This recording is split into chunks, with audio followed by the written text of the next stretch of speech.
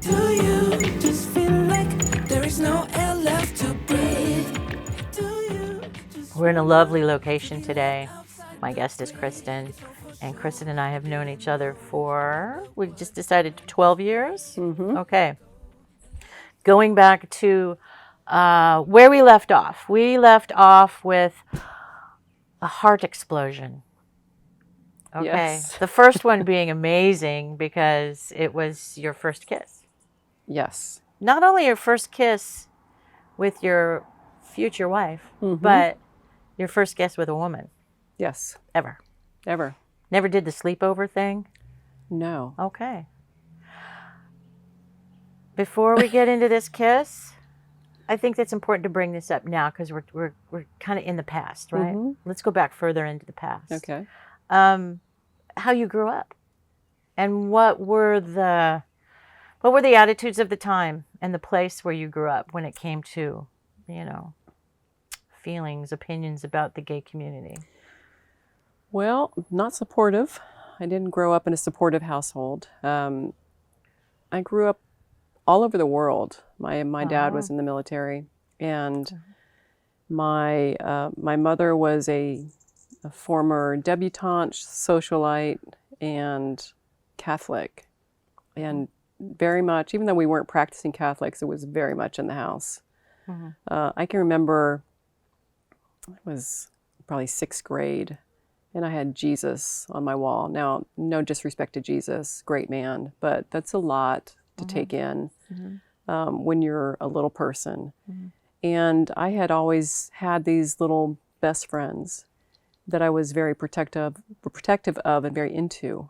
And you had mentioned, little sleepovers. I wasn't acting out, but we were sleeping together, but not in, that kind of a way, because I was a little girl.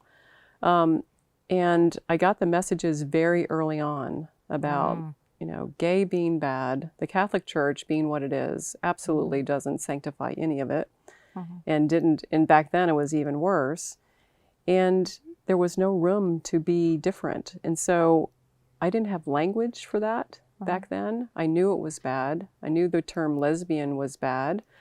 And I knew that my mother, being really the power broker in the family, the woman in charge and very domineering, wasn't going to be interested in that, because I had had messages around it. So I stuffed it down and forgot about it for many, many, many years, and it's always attributed my friendships to, I'm just singular. I like my friends, but I also didn't get real close to my friends because I probably felt something, I can completely identify with when that, a woman yes. touches you, when your friend touches you, I felt something. And so I kind of kept my distance. I created walls.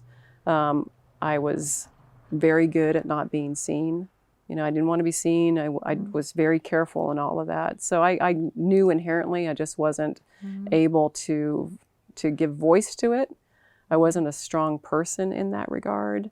I was a very insecure middle child and a good peacemaker. And that was my role, to keep peace inside of myself by squelching it and keeping peace in my family. Yeah, you didn't rock the boat.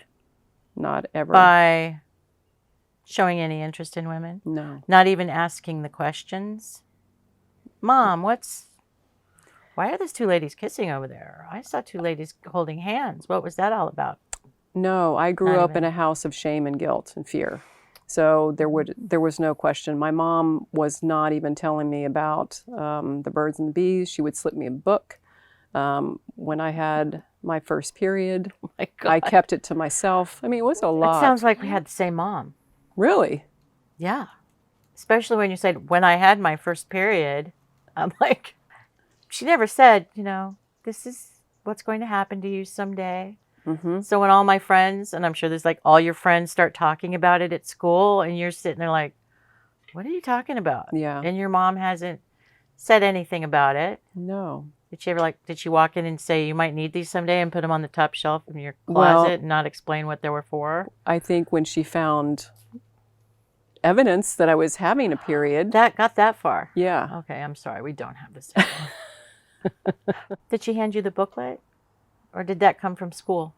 That was school. There was the film. Yeah, right? the film, the film, Disney film. Right. So Yeah. school handled it. School handled a lot of the rearing, a lot of the sensitivity and emotions. School was doing all of that for us. So not only we're not talking about homosexuality, we're not even talking about heterosexuality. No. Okay. Yeah. All it was right. tough. Yeah, it's tough to grow up in that. I mean, you Mhm. don't have a word for it. You don't have a vocabulary for it. Mm-hmm. Even when those feelings start to bubble up, the fear can squelch them down so fast that you don't have time to explore it. Absolutely.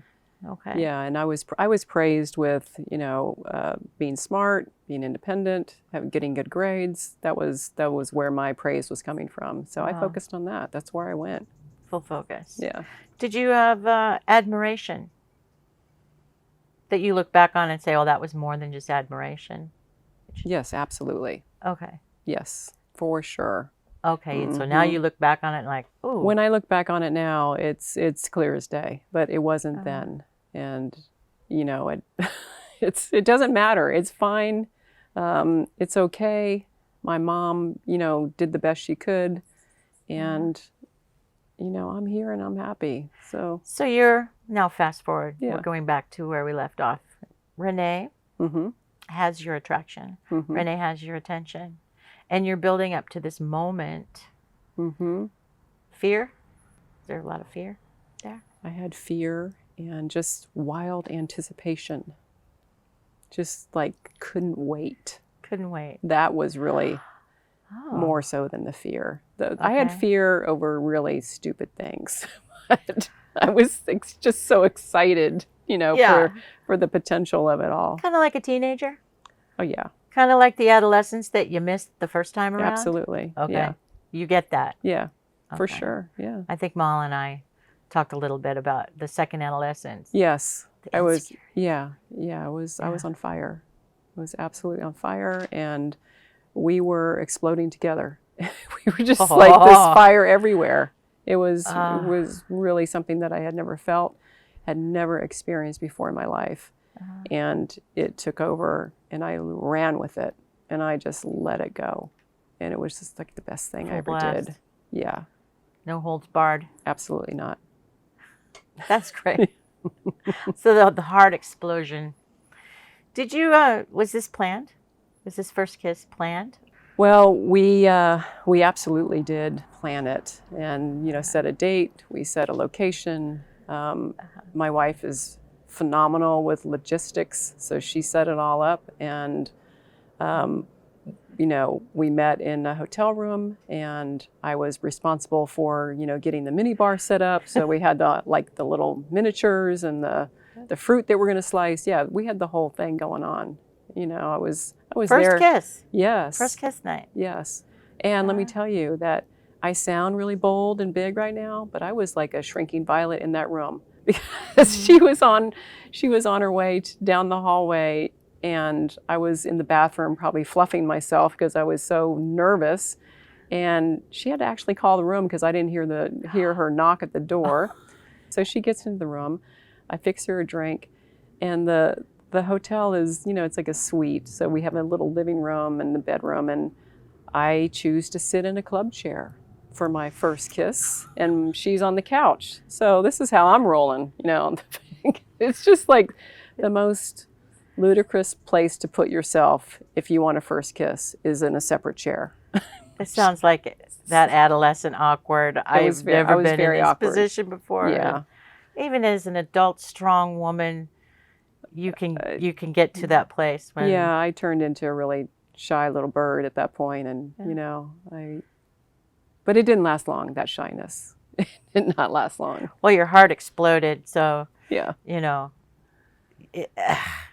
I'm just trying to imagine this. Like, okay, let's rein that back in. No, let's not rein that back in. No, it was it's once I kissed her, she kissed me. And you've had There's no turning back. You've had this experience. You must know. I mean, it's the most wonderful feeling that I have ever had in my life, and I can remember it like it was yesterday, and it still feels like that when she kisses me. And it's just like Aw, magic. You know, I just like want to collapse into it. I just want to be enveloped by it. And it's just the most amazing experience to have that with another person, that level of intimacy. And all it takes is a kiss. All it took was a kiss, and I was gone. Was it light bulb? It was. Or It more was like light. a weight coming off? It was like or- lighthouse. It was so much, and it was like, oh my God, what am I gonna do? You know, it's like, oh my God, this is me. This all makes sense. This is where I need to be. She is who I need to be with. What the hell am I gonna do? Back at home. What you the know? hell are you going to do? I know. What the hell is she going to do? We'll have to come back for that. That's a good cliffhanger. Thank you. Thank you. Do you just feel like there is no air left to breathe? Do you just wanna to be left outside the grid? It's all for sure. You didn't know.